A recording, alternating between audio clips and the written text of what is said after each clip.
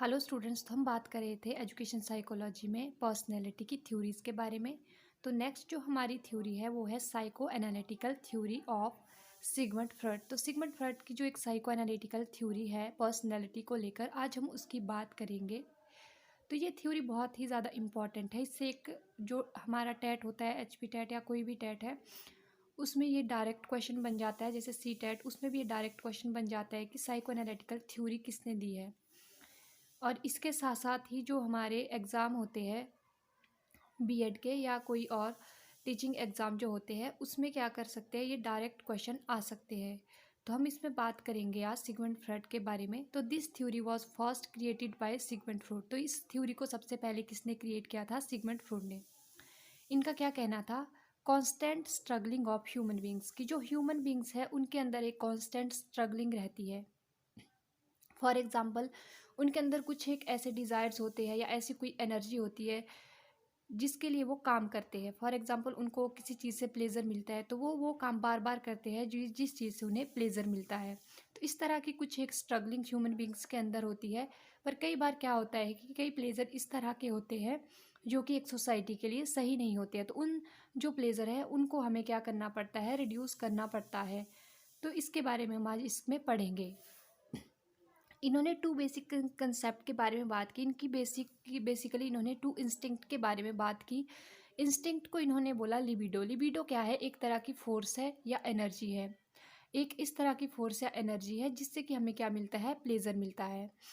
इन्होंने इस प्लेजर को, लिबिडो को, दो फॉर्म में फाइंड किया। एक को इन्होंने इरोज और दूसरे को इन्होंने थेनिटोज बोला। इरोज के अंदर क्या आती है? Life instinct. एंड द थिनेटोज के अंदर हमारी क्या आती है? Death instinct. लाइफ इंस्टिंक्ट के अंदर क्या आती है? हमारा पॉजिटिव एटीट्यूड होता है जो लाइफ के प्रति, कि हमारा क्या पॉइंट ऑफ व्यू है अपनी लाइफ के प्रति। तो ये क्या हो सकती है? हमारी लाइफ इंस्टिंक्ट या इरोज हो सकती है।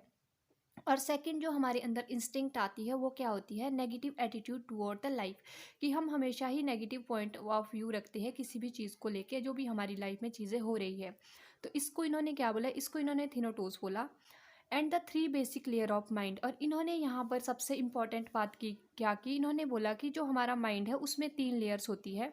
सबसे फर्स्ट लेयर हमारी होती है कॉन्शियस, फिर सेमी कॉन्शियस एंड अनकॉन्शियस। सबसे पहले अगर हम कॉन्शियस की बात करें तो ये सबसे अपर लेयर होती है हमारे माइंड की।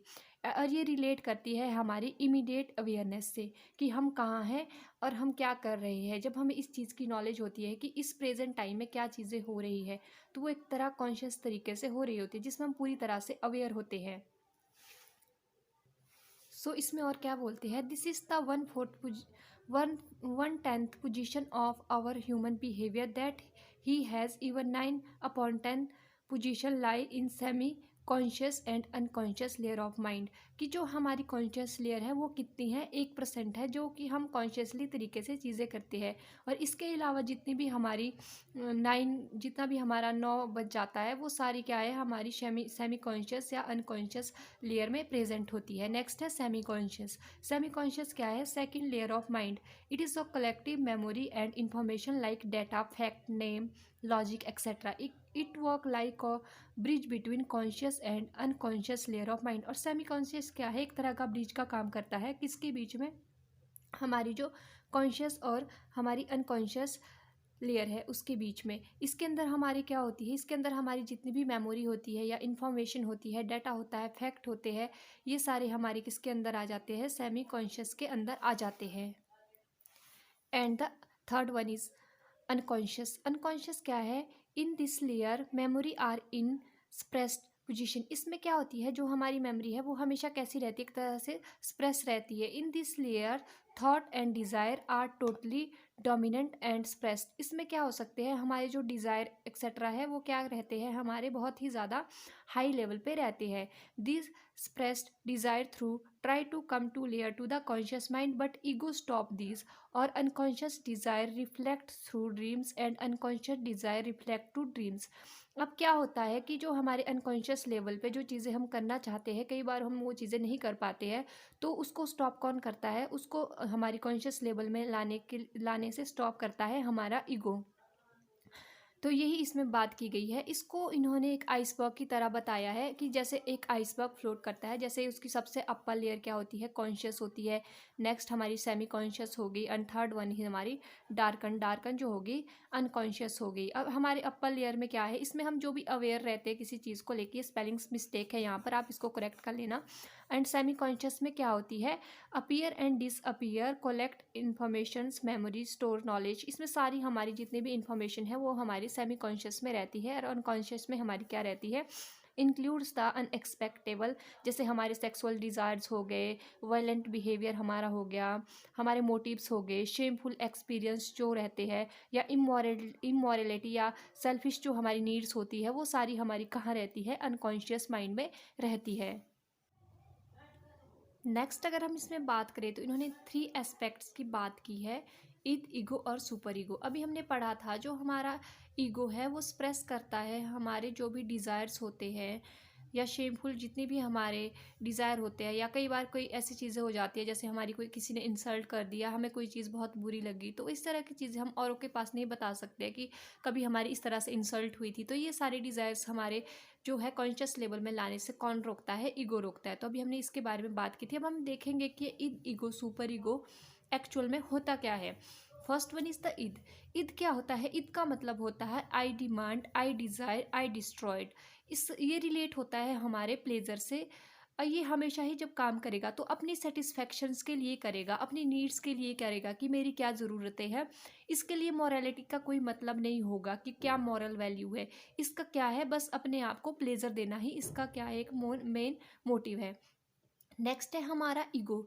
ईगो रियलिटी बेस्ड है कि हमें पता है कि इस टाइम पे हम जहाँ पर है वहाँ की क्या रियलिटी है, हमें यहाँ पर किस तरह से बिहेव करना है, या हमें अपने जो अनडिज़ायर्ड हमारे हैं उनको कैसे हमने एक्सप्रेस करना है। तो ये हमारी किसके बेस में आ जाता है, ईगो में।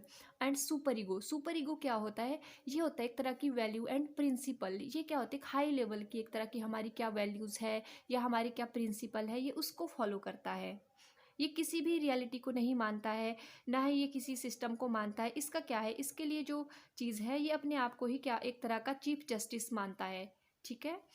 एंड सबसे पहले अगर हम बात करें इनको एक डिस्कशन की फॉर्म में, तो इसके अंदर क्या क्या आता है, it is the raw of immoral basic stuff of man's personality that of hidden in the deep layer of unconscious mind. ये क्या करता है, ये ऐसी चीज़ों को जो हमारी पर्सनैलिटी में कुछ एक ऐसी चीज़ें होती है जो हमारे अनकॉन्शियस लेवल पर या अनकॉन्शियस माइंड में होती है, उन चीज़ों वो सारी चीज़ें हमारी किसके अंदर आती है, ईद के अंदर आती है। It consist such ambition, desire, aptitude as are guided by the pleasure seeking principle. एक तरह का ये प्लेजर सीकिंग प्रिंसिपल है कि मुझे बस खुशी मिलनी चाहिए। ठीक है, इसको कोई मतलब नहीं है कि इससे किसी को दुख मिल रहा है या कोई और चीज़ हो रही है। इट हैज़ नो वैल्यू, इसकी अपनी कोई वैल्यू नहीं होती है, या ना कोई वैल्यू मानता है, ना इसका कोई लॉ होता है, इसके लिए ना कोई रूल्स होते हैं। Does not recognise right wrong, it consist only satisfaction of need. इसको इसको इस चीज़ से कोई मतलब नहीं है कि क्यों जो चीज़ है वो सही है या गलत है। इसको सिर्फ और सिर्फ एक अपनी सेटिस्फैक्शन से मतलब है कि मुझे इस चीज़ से खुशी मिल रही है, औरों को चाहे इस चीज़ से दुख हो या जो भी हो, इसको उस चीज़ से कुछ भी लेना देना नहीं होता है। यानी कि ना ही वैल्यू को मानता है, ना ही लॉज को मानता है, और ना ही रूल्स को फॉलो करता है। नेक्स्ट है ईगो। ईगो हम नॉर्मल टर्म में कैसे बोल देते हैं, ही इज़ ईगोइस्टिक मैन, या शी इज़ बहुत ही, इसके अंदर बहुत ईगो है, इस तरह। तो ईगो क्या है, ईगो इज़ और not a right word for that. हम ईद बोल सकते हैं उस चीज़ को, क्योंकि ईद क्या होता है, जो अपने बारे में ही सोचता है। तो ईगो क्या होता है, ईगो एक तरह की क्या है, पुलिसमैन की तरह काम करता है। ये चेक करता है अनलॉफुल एक्टिविटी को। और ईद को ये क्या करता है, हमारी ईद को कंट्रोल करता है। It follows principle of reality, और ये रियलिटी के जो प्रिंसिपल है उनको फॉलो करता है। एंड एक्ट विद इंटेलिजेंस, और ये क्या करता है, एक तरह के इंटेलिजेंस की तरह काम करता है, यानी कि इंटेलिजेंट तरीके से काम करता है, और कंट्रोल करना सीखता है कि अपने आप को कैसे कंट्रोल करना है। To control select the decided what aptitude to be satisfied and in which way. ये अच्छी तरह से जानता है कि कौन कौन सी ऐसी चीज़ें हैं जिसको हम सेटिस्फाइड कर सकते हैं और किस तरह से सेटिस्फाइड कर सकते हैं। तो next is super ego. And super ego क्या है, third system of personality is the super ego. It is the ethical and moral arm of a personality. ये क्या है, एक तरह का एथिकल एंड मोरल आर्म है किसकी, पर्सनैलिटी की। It is idealistic and don't care for reality. ये एक तरह का आइडियलिस्टिक है, इसके क्या है, अपने आदर्श है, ये किसी की भी रियलिटी की केयर नहीं करता है। It decide what is good और bad to the society norms. ये क्या करता है, ये हमेशा ही डिसाइड करता है कि क्या सोसाइटी के लिए अच्छा है और क्या सोसाइटी के लिए गलत है। It work as a chief justice, एक तरह का ये जज की तरह काम करता है। फॉर एग्जाम्पल, सबूतों को ध्यान में रखते हुए ही क्या करेगा, डिसीजन लेगा, यानी कि जो सही है वो सही है। तो यहाँ तक आपको समझ आ गया होगा ईगो सुपर ईगो का कंसेप्ट, कॉन्शियस, सबकॉन्शियस और अनकॉन्शियस का कंसेप्ट पे आपको अच्छे से समझ आ गया होगा। नेक्स्ट है साइकोसेक्सुअल डेवलपमेंटल स्टेज। अब इसने क्या किया था, सिगमंड फ्रॉइड ने कुछ साइकोसेक्सुअल डेवलपमेंट स्टेज बोली है, तो इसी के बेस पे इन्होंने क्या, साइकोसेक्सुअल एनालिटिकल जो इनकी थ्योरी है वो भी इसी के नाम पर पड़ी है। तो सबसे पहले इन्होंने क्या बोला, ऑरल स्टेज के बारे में। ऑरल स्टेज क्या होती है, ये 0 से 2 साल के बच्चों के अंदर आती है। नेक्स्ट इन्होंने फैलिक स्टेज बोली। फैलिक स्टेज में 4 से 6 साल के मोस्टली बच्चे आते हैं। इसमें Oedipus complex and elytra complex इन्होंने बोला। ऑडिपस कॉम्प्लेक्स इन्होंने बॉयज़ का जो अट्रैक्शन अपनी मदर की तरफ रहता है उसके बारे में बात की, और इलेक्ट्रा जो कॉम्प्लेक्स है उसमें जो गर्ल्स का अपने पापा की तरफ ज़्यादा झुकाव रहता है उसके बारे में इन्होंने बात की है, यानी कि जो हमारे अपोजिट सेक्स होते हैं उसकी तरफ जो अट्रैक्शन होता है उसके बारे में इन्होंने इसमें बात की थी।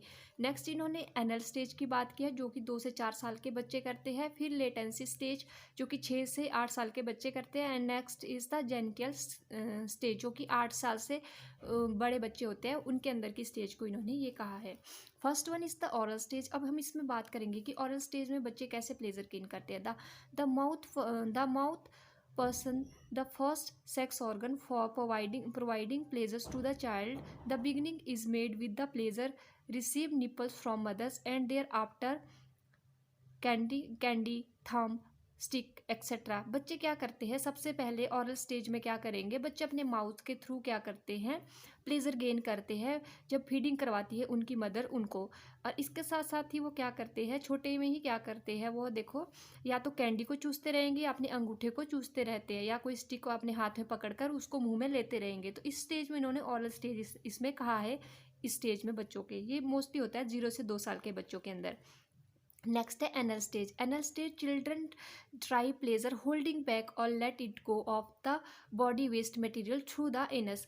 अब बच्चे क्या करेंगे, प्लेजर गेन करना शुरू कर देते हैं। कैसे करेंगे, इसमें इसमें क्या करते हैं बच्चे एनल स्टेज में। एनल स्टेज हमारी कौन सी थी, एनल स्टेज थी हमारी 2 से 4 साल की, ठीक है। एनल स्टेज में बच्चों को क्या होता है, इसमें बच्चे क्या करेंगे, जो भी मतलब अपने प्लेजर गेन करने के लिए वो क्या करेंगे, जैसे कि बॉडी का जो हमारा वेस्ट मटेरियल होता है उसको क्या करते हैं, होल्ड करके रखेंगे, ठीक है, छोड़ेंगे होल्ड करेंगे, छोड़ेंगे होल्ड करेंगे, इस तरह की एक्टिविटी करते हैं जिससे कि उनको प्लेजर मिलता है। नेक्स्ट है phallic stage. Phallic stage a children comes to know biological difference between the sex and drive pleasure by the playing manipulate the genital organ. इसमें क्या होता है, फैलिक स्टेज। फैलिक स्टेज अभी हमने बात की थी, ये 4 से 6 साल के बच्चों के अंदर होते हैं। इसमें बच्चे क्या होते हैं, इसमें बायोलॉजिकल डिफरेंस समझ जाते हैं कि जो मेल और फीमेल है वो अलग अलग है, और इस तरह से वो डिफ्रेंशिएट करना शुरू कर देते हैं। और साथ ही साथ इसमें कुछ एक जेनिटल जो हमारा जेनिटल ऑर्गन्स होते हैं उसके साथ भी बच्चे क्या करते हैं, खेलना शुरू कर देते हैं और उससे वो प्लेजर गेन करते हैं। नेक्स्ट है लेटेंसी स्टेज। लेटेंसी स्टेज अभी हमने बात की थी, 6 से 8 साल के जो बच्चे हैं वो लेटेंसी स्टेज में आते हैं। और लेटेंसी स्टेज में क्या करेंगे, latency boy and girl prefers to be in the company of their own sex and even neglect and hate member of opposite sex. ये होते हैं, इसमें क्या करते हैं बच्चे कि जो अपनी ही कंपनी है उसमें रहना ही पसंद करते हैं और जो अपोजिट सेक्स है उनको नेग्लेक्ट करते हैं या हेट करते हैं, ठीक है। अभी हमने लेटेंसी स्टेज देखी, 6 से 8 साल के जो बच्चे होंगे वो क्या करेंगे, अगर लड़के होंगे तो लड़के अपना ही ग्रुप बनाकर खेलेंगे, अगर लड़कियां होगी तो लड़के अपना ग्रुप बनाकर खेलेगी। उनको ये अच्छा नहीं लगता है कि लड़के हमारे ग्रुप में आके खेले या लड़कियां हमारे ग्रुप में आकर खेले। इस तरह की जो चीज़ें होती है वो इस टाइम पे बच्चों के साथ होती है। फिर है जेनिटल स्टेज। जेनिटल स्टेज 8 साल से ऊपर के जितने भी बच्चे होते हैं, इसमें क्या होते हैं, boys and girls feeling strange in feeling sensation for genital and attract toward member of opposite. इसमें क्या होता है कि बच्चों के अंदर बहुत सारी अलग अलग फीलिंग्स आना शुरू हो जाती है। उन्हें समझ नहीं आ रहा होता कि उनके अंदर क्या चेंजेस आ रहे हैं। एक तो उनमें एडोलेसेंस की चेंजेस आ रहे होते हैं, उस तरह से उनके अंदर हार्मोनल इनबैलेंस हो जाता है, जिसकी वजह से उनके अंदर बहुत सारे चेंजेस आना शुरू हो जाते हैं और वो एकदम से क्या करना शुरू कर देते हैं, अट्रैक्शन दिखाना शुरू कर देते हैं अपोजिट मेंबर की ओर। यानी कि जैसे पहले वो लेटेंसी स्टेज में क्या कर रहे थे, एक ग्रुप दूसरे ग्रुप के साथ नहीं खेल रहा था, एकदम उनको निगलेक्ट कर रहे थे, तो यहाँ पे क्या हो गया, बहुत ज़्यादा से ज़्यादा दूसरे जो, अगर लड़कियाँ होगी तो वो लड़कों के ग्रुप में जाना शुरू कर देगी और जो बॉयज़ होंगे वो गर्ल्स के ग्रुप में ज़्यादा टाइम स्पेंड करना शुरू कर देंगे। तो इस तरह की चीज़ें यहाँ पर होनी शुरू हो जाती है। तो जो इनकी ये थ्योरी थी, इनको बहुत ज़्यादा क्रिटिसिज्म भी मिला था, बट फिर भी हम पढ़ रहे हैं क्योंकि ये हमारे एग्ज़ाम में इस तरह से क्वेश्चन आया, तो ये पूरा ही हमारे को लिखना पड़ता है। नेक्स्ट अगर हम इसमें बात करें तो एजुकेशन इम्प्लीकेशन की, हम अपनी एजुकेशन फील्ड में इसको कैसे इम्प्लीकेट कर सकते हैं। तो फर्स्ट वन क्या है, this is the good method for the study of behaviour. इससे क्या होगा कि हम इजीली बच्चों के जो बिहेवियर है उसको स्टडी कर सकते हैं।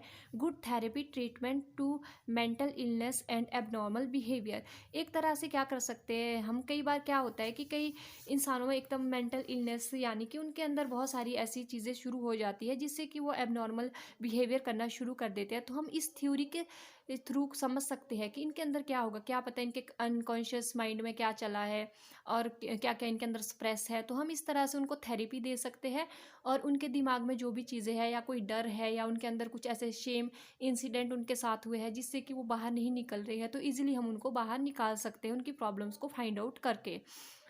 It highlight importance of good education, और इसमें क्या है, एक तरह की ये हाईलाइट करता है इंपॉर्टेंस ऑफ गुड एजुकेशन की, एक अच्छी जो एजुकेशन है वो क्यों ज़रूरी है, इसके बारे में भी हमें पता कहाँ से चलता है, इस थ्योरी से पता चलता है। Highlight the importance of unhealthy environment in early year.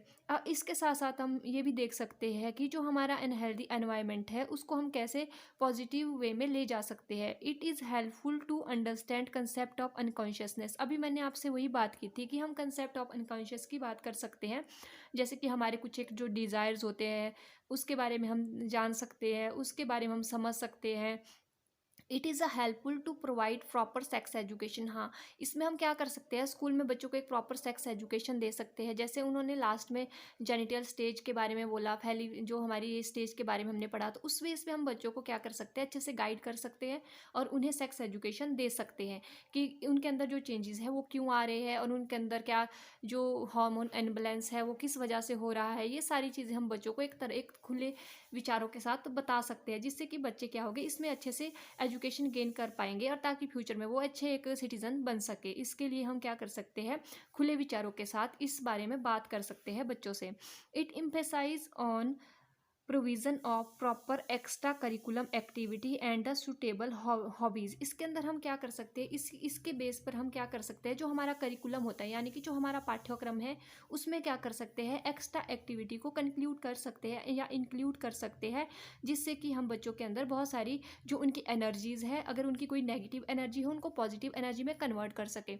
जैसे कि अगर हम बात करें एडोलेसेंस की, तो उस स्टेज में क्या होता है कि बच्चों के अंदर बहुत सारे चेंजेस आ रहे होते हैं, उनको पता नहीं चल रहा होता कि उनको अपनी एनर्जी कैसे और कहाँ पर ट्रांसफ़र करनी है।